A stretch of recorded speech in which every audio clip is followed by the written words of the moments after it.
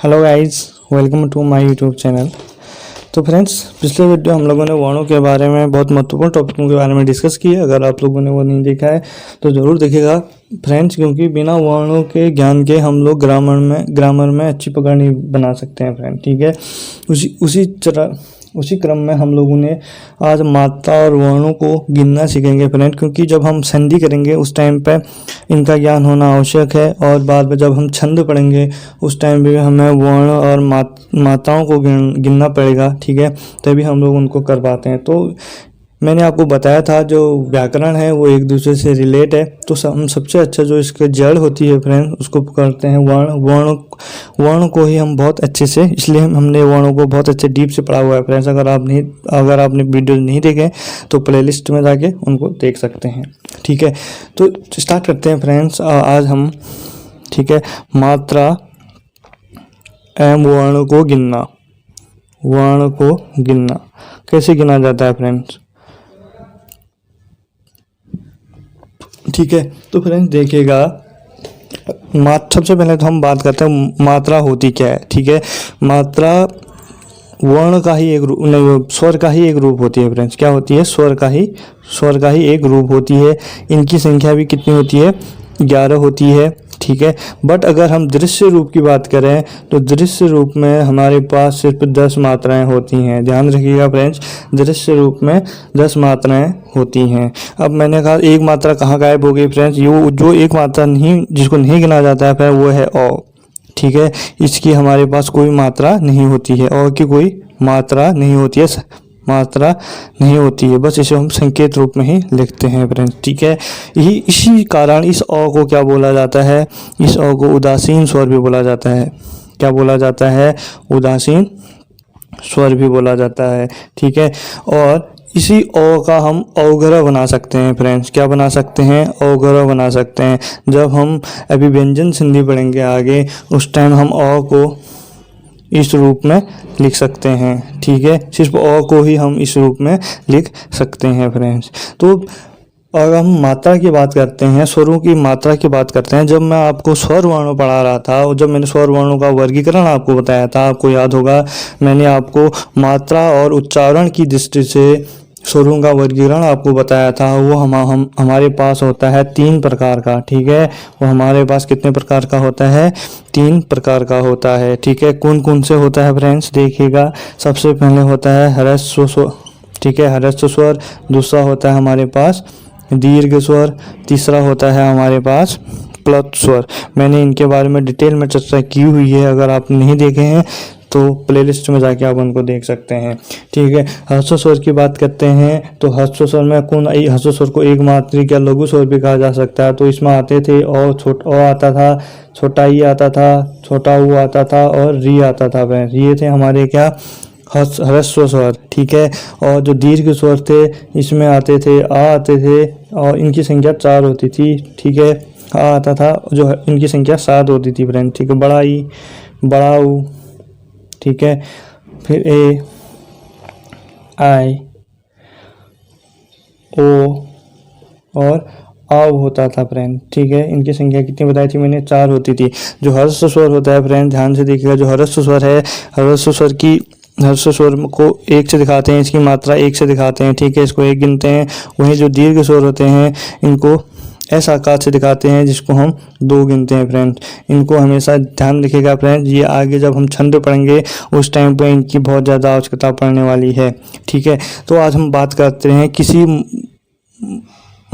शब्द की मात्रा कैसे गिनते हैं फ्रेंड्स। ठीक है, तो देखिएगा, अगर मैं कोई शब्द लूँ कमल, तो देखिएगा अगर मैं कोई शब्द क्या लूँ? कमल लूँ। क्या लूँ? कमल। ठीक है, इसमें अगर मैं आपको बोलूँ सर इसमें कितनी मात्राएं हैं, कमल में कितनी मात्राएं हैं, तो आपका क्या आंसर होगा फ्रेंड्स? ठीक है, तो आपका आंसर होगा इसमें मात्राओं की संख्या कितनी? आपका आंसर होना चाहिए सर इसमें मात्राओं की संख्या कितनी होनी चाहिए? 3 होनी चाहिए। ठीक है, कौन कौन सी मात्राएं होनी चाहिए? अगर हम देखिएगा, अगर हम मात्राएं गिनेंगे ना तो हम किसको गिनेंगे? स्वर को गिनेंगे, उसमें कितने स्वर हैं।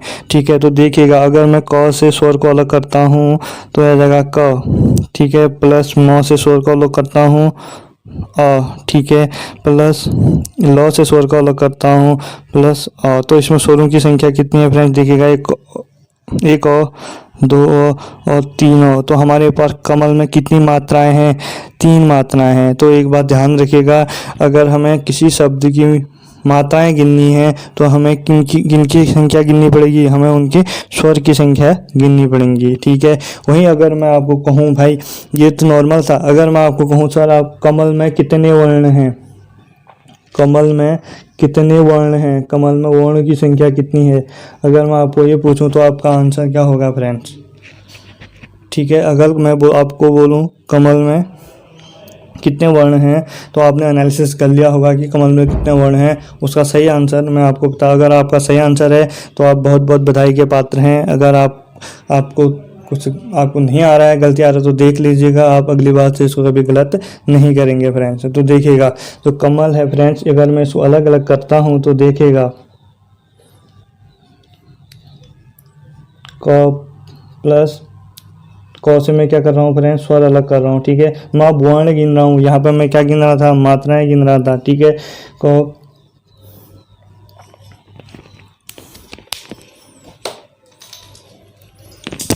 ठीक है फ्रेंड्स, तो देखिएगा म, ठीक है, प्लस यहाँ से प्लस लॉ से मैं अगर स्वर को अलग करूँ तो मेरे पास ये बचा फ्रेंड्स कमल का शाब्दिक विच्छेद। ठीक है, तो इसमें कितने वर्ण आ रहे हैं फ्रेंड देखिएगा 1 2 3 4 5 6, बट मैं लिख रहा हूँ इनकी कमल में वर्णों की संख्या कितनी होनी चाहिए, 5 होनी चाहिए फ्रेंड। कितनी होनी चाहिए, 5 होनी चाहिए, कमल में वर्णों की संख्या 5 होनी चाहिए, और जिसका आंसर 5 है वो बहुत बहुत बधाई के पात्र हैं। देखिएगा फ्रेंड्स, अगर हम गिनने में तो हमको कितने आ रहे हैं, 6 आ रहे हैं, गिनने में कितने आ रहे हैं, 6 आ रहे हैं, लेकिन मैं बोल रहा हूँ कि कमल में कितने वर्ण हैं, 5 वर्ण हैं। कमल में कितने वर्ण हैं, 5 वर्ण है। उसका कारण क्या है, मैं कारण भी बताऊंगा फ्रेंड आपको। ठीक है, ये बात ध्यान से देखिएगा, क्योंकि जो अंतिम स्वर है हमारे पास, अगर अंतिम स्वर अगर आता है तो उसको हम गिनते नहीं है फ्रेंड्स। 1 लाख रुपए की बात बता रहा हूँ फ्रेंड, ध्यान रखिएगा। अगर हम किसी शब्द में वर्ण गिनते हैं, ठीक है, और अगर उसका अंतिम स्वर